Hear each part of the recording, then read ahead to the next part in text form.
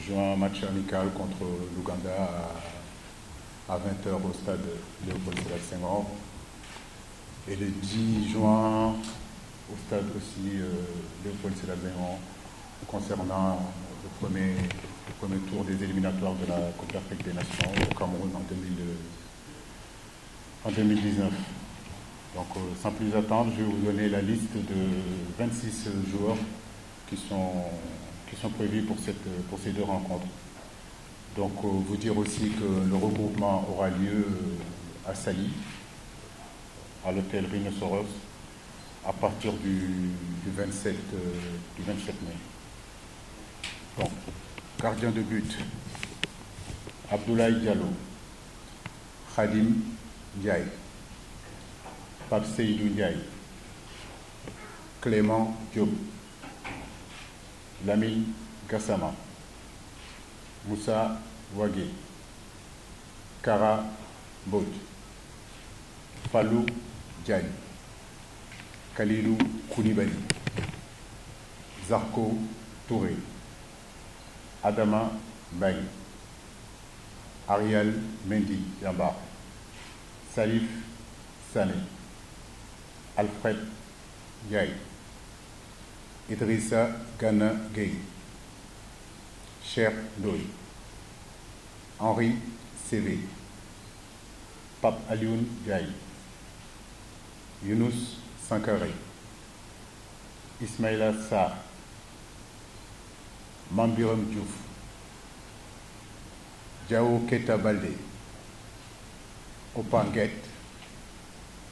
Moussa Sow, Babacar Kouma et enfin Famara Diédou. Voilà les 26 joueurs concernés pour ces deux matchs. Sans plus attendre, messieurs, dames, je vous à votre disposition pour vos éventuelles questions. Je vous remercie. Merci. On va vous distribuer la liste. On vous donne 2 minutes après pour passer aux questions-réponses.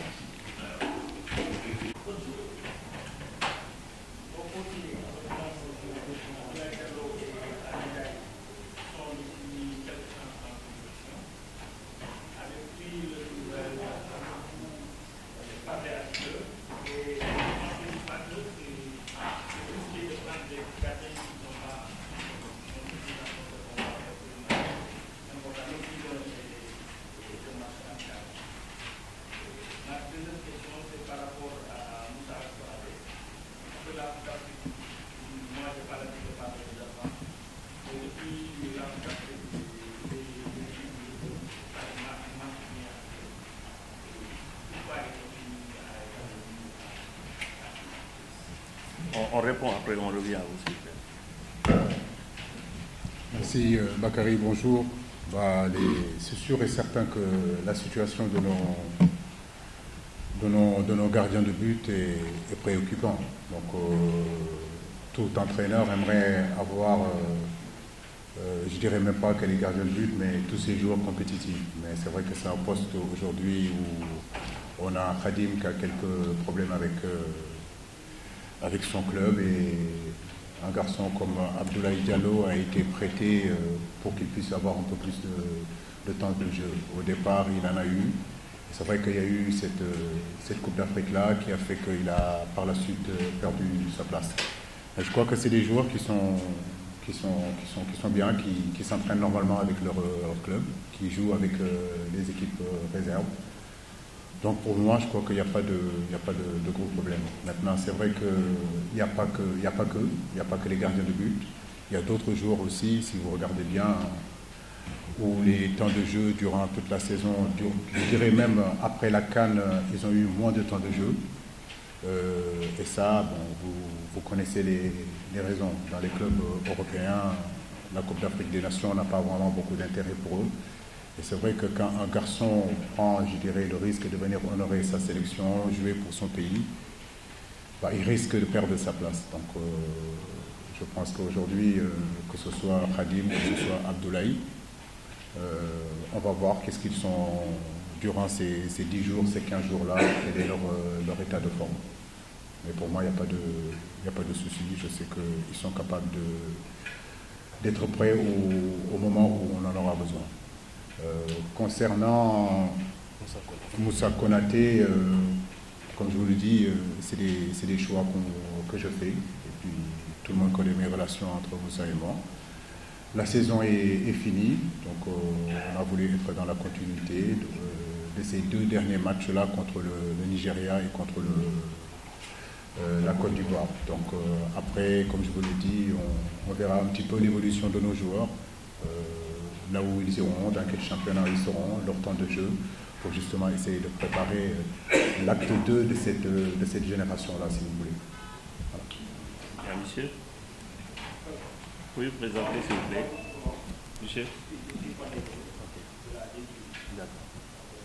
Comment on a regardé par certains noms que j'ai vu dans la discussion, c'est Clément Diop, Ariel Mendy et Obangue.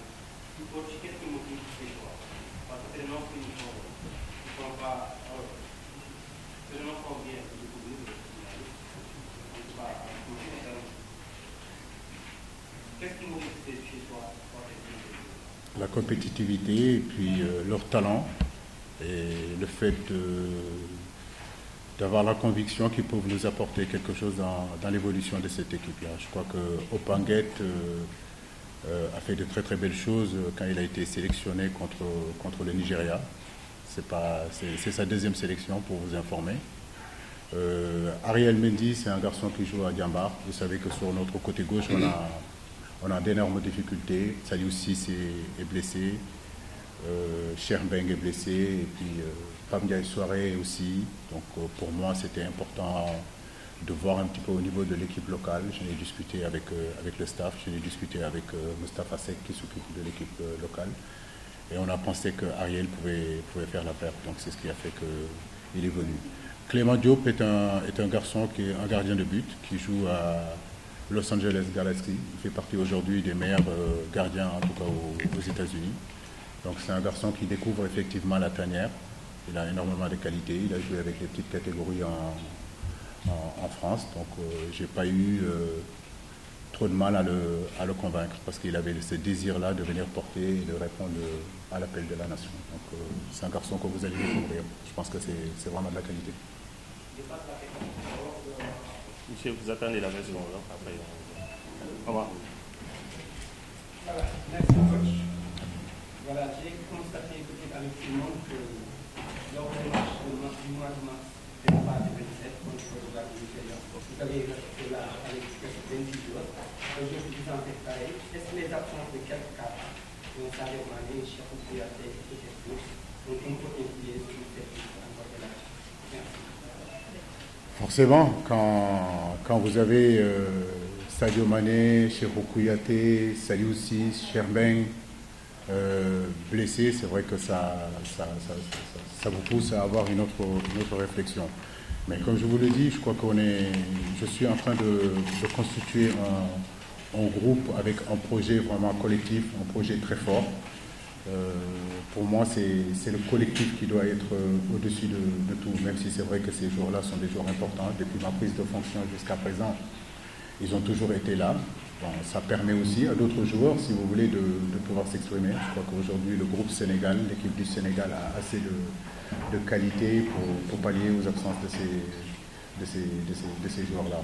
Maintenant, comme je vous le dis, c'est aux garçons qui sont là d'être motivés, d'être concernés et d'être prêts en tout cas à donner le maximum qu'ils puissent donner pour le collectif et pour qu'enfin qu'on puisse gagner ces 2 matchs-là.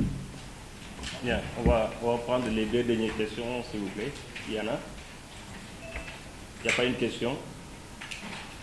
Allez-y, parce que je ne vous vois pas. Présentez-vous et posez la question. Oui, allez-y.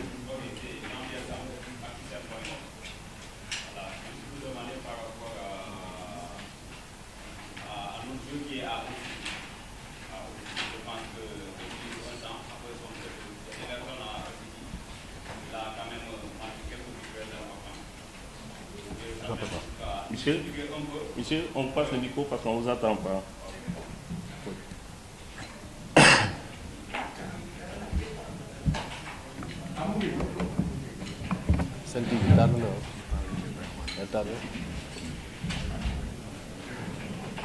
Bonjour. Je voulais parler un peu de Baïouma Niass, de City, qui depuis son prêt à City est quand même de bonnes choses. Là, on a fait beaucoup très important. Jusque-là, on ne le voit pas dans la tanière. Je voulais quand même vous expliquer un peu pourquoi.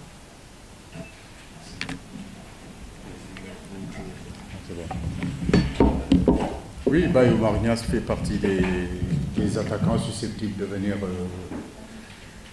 jouer en équipe nationale. Mais comme vous le savez, vous avez bien vu que j'ai 3 attaquants et ces 3 attaquants aujourd'hui, je suis satisfait du travail qu'ils sont en train de faire, qui sont aujourd'hui Babacar Houma qui fait de très bonnes choses aussi, Moussa Sow aussi, et puis Famara Diédiou, je peux rajouter même Mambé Ondiouf aussi.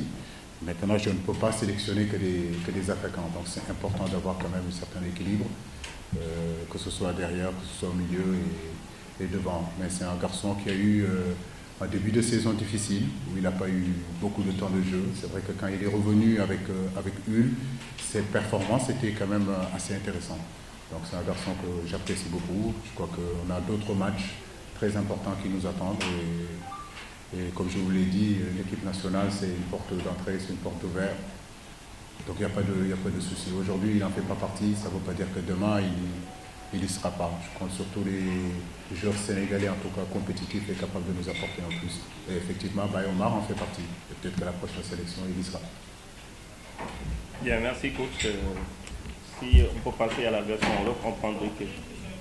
C'est important, allez-y. Avec l'absence de Pierrot Gagné, pouvons-nous s'attendre à un changement de style dans la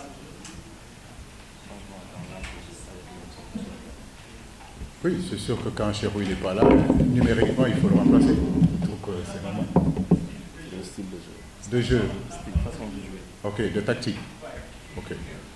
D'accord. Bah, écoutez, oui, on va voir. Vous savez que nous, on privilégie 2 systèmes, que ce soit le 4-3-3 ou le 4-2-3-1.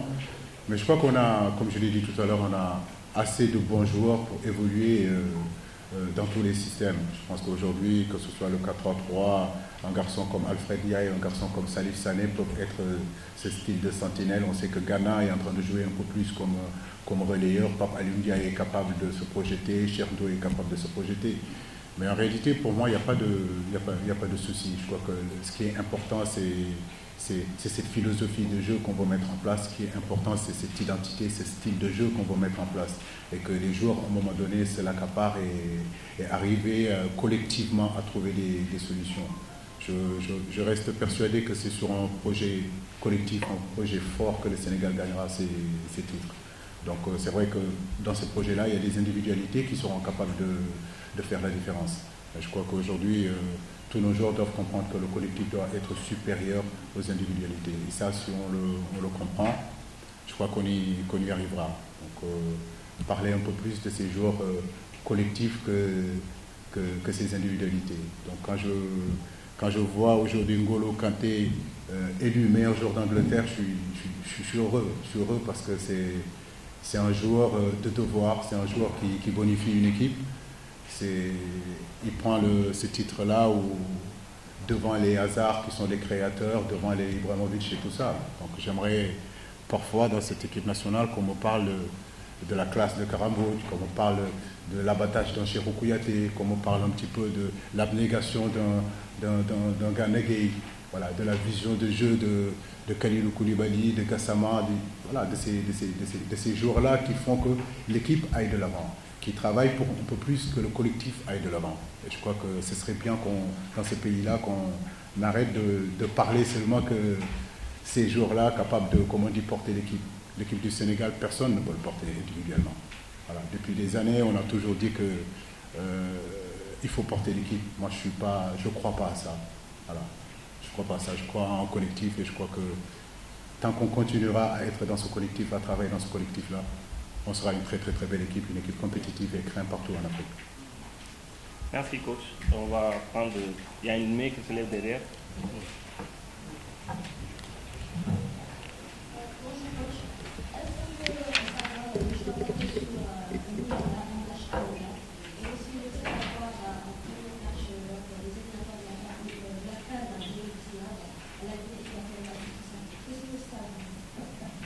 Je n'ai pas entendu votre première question.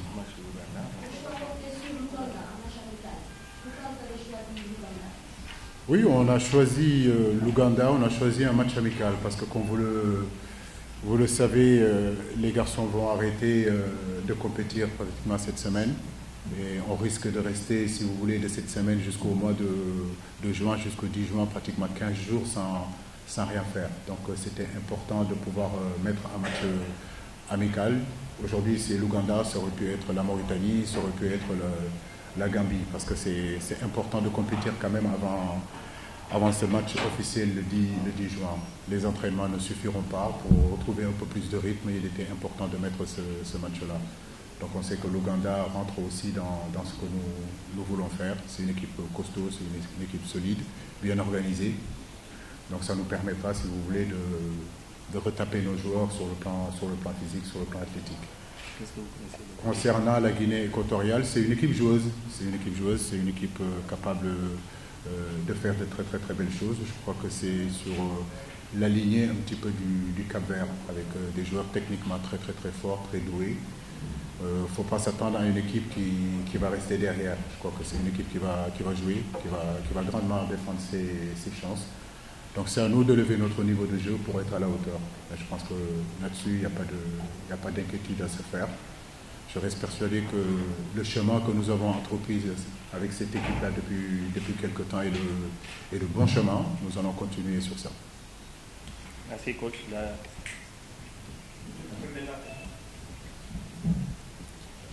Coach, on a vu qu'il y a pas mal de joueurs évoluant dans le championnat local qui ont été convoqués.